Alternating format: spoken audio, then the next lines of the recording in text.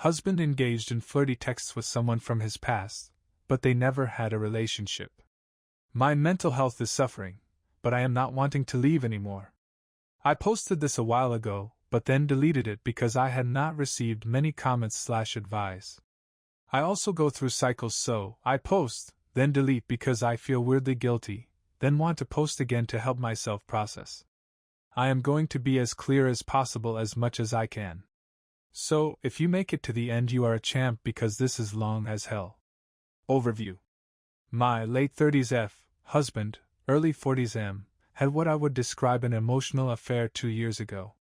He does not dismiss what he has done, flirty, sexual but vanilla messages, but claims that it was not an emotional affair because he was not emotionally invested in the person. He agrees that it is a form of cheating, but not one that engages his love/emotions. I classify it as an emotional affair because he spent hours talking to someone for weeks, 3 to 4 weeks, on the phone and via messaging, including messages that showcase what I said above. Flirty, sexual, vanilla messages. It involved pictures, nothing inappropriate, and video chats. I only saw call logs. Our context.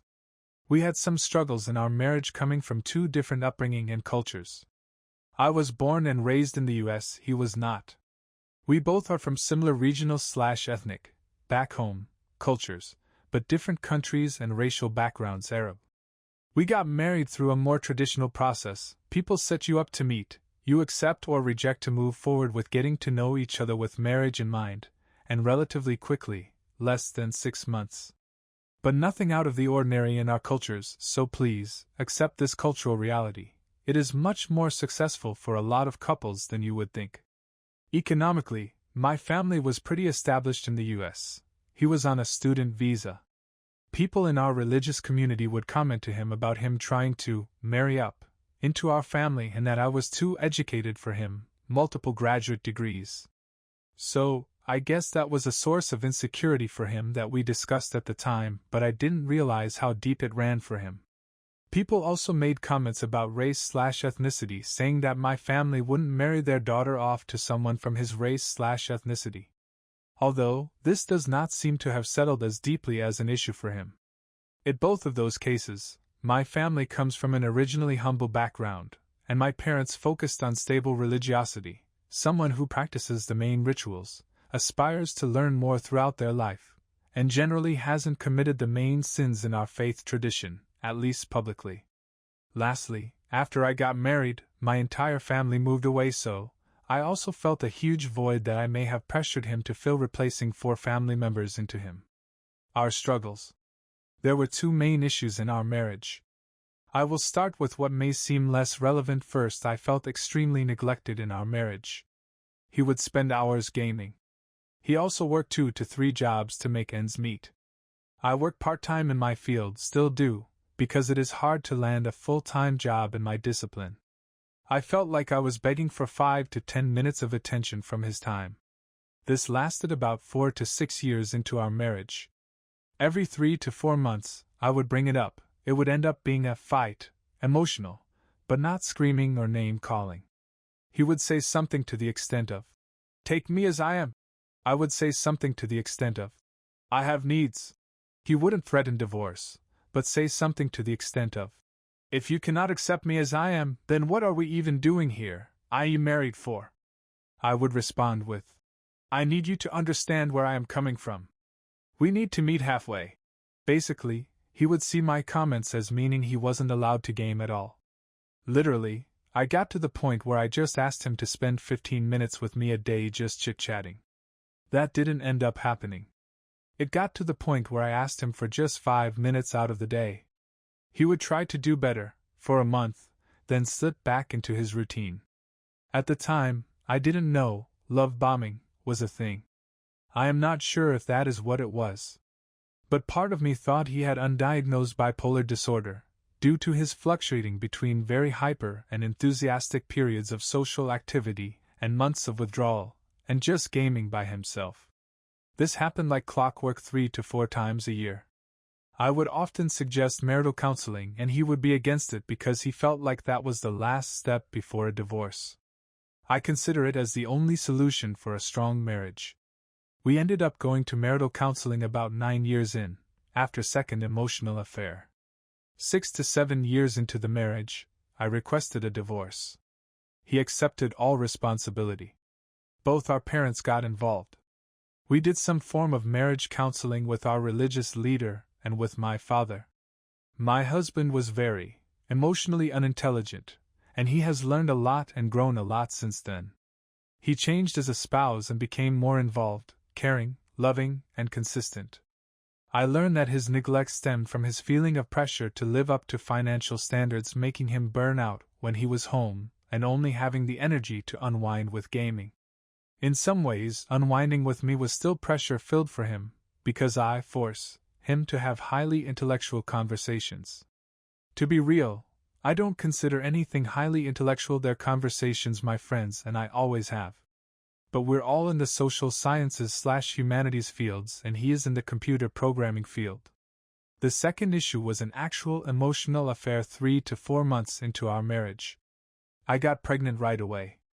I went to visit my family overseas for a few weeks. When I came back, he told me that he reconnected to someone who had liked when he was younger, online. She is not in the US. Basically, felt super guilty about it. He did say it was just a friendship. I told him, if it was just a friendship, I am fine. I have guy friends, but I establish boundaries. At some point, he was mentioning her to me quite a bit, and I succumbed to snooping on one of their conversations. We shared devices and passwords, but I still feel guilty until this day. They talked about liking each other. He used pet names. The worst was he regretted marrying me at the time. I confronted him about it, and they cut off their relationship entirely. However, at the time, I felt like I had no choice but to stay because I was pregnant, and I was one of those people who believed you can make any relationship work. The effects. While I don't blame him entirely, my mental health went down to shit. I have been on and off antidepressants for over 10 years. I felt unloved, still do. I blamed it as peri- and postpartum depression. I honestly don't know how to love anymore. I am great at masking/faking it for my kids, 2 kids. I began to question my sexuality. We discussed this before and then later in marital counseling. He blames himself and makes it his whole goal to try and make me happy. The second emotional affair basically took place 9 years into our marriage. 2 months before our 10th anniversary. A few months earlier, May 5th to 6 months, I had told him I forgave him of the past neglect and honestly, I was basking in the glory of our relationship and genuinely felt happy with him. I ended up waking up in the middle of the night. He has cough drops in his office desk. My throat was itchy and I wanted one. So I went to grab one. I am used to him gaming in there until late at night, but he wasn't there. So basically, he started receiving a video call request on his computer. I didn't answer it. But that brought my attention to messages on the screen and I ended up reading some messages over the last day or two. He ended up reconnecting with an old friend. They were never a thing. His friend is a closeted lesbian. He flirted with her. Tried to be her therapist. And very openly mentioned being turned on by her selfies and wanting to be with her. He talked about being jealous of other guys who saw her. They were discussing a possibility of meeting up. She lived in another state and was planning to attend an event in our state. He was uncommitted to the idea. That is where I stopped. Again, I don't like any snooping and I didn't want to feel the guilt I had in the past. I confronted him immediately. I said, "You need a therapist because there is something wrong with you." At the moment, I felt strong and said, "I know this has nothing to do with me and it's your own issues you need to deal with." And basically it was going towards divorce. I told him that while I won't announce it to the public, I am going to tell my family and closest friends and your family what happened because women always bear the burden and blame of divorce in our culture. He cut the girl off cold turkey. What happened? I had an international trip planned a month later to visit my family. There was a lot of conversations, but generally, my parents supported whatever decision I would take. But there was a lot of trying to convince me to stay because I shouldn't let another woman reap the rewards of time and energy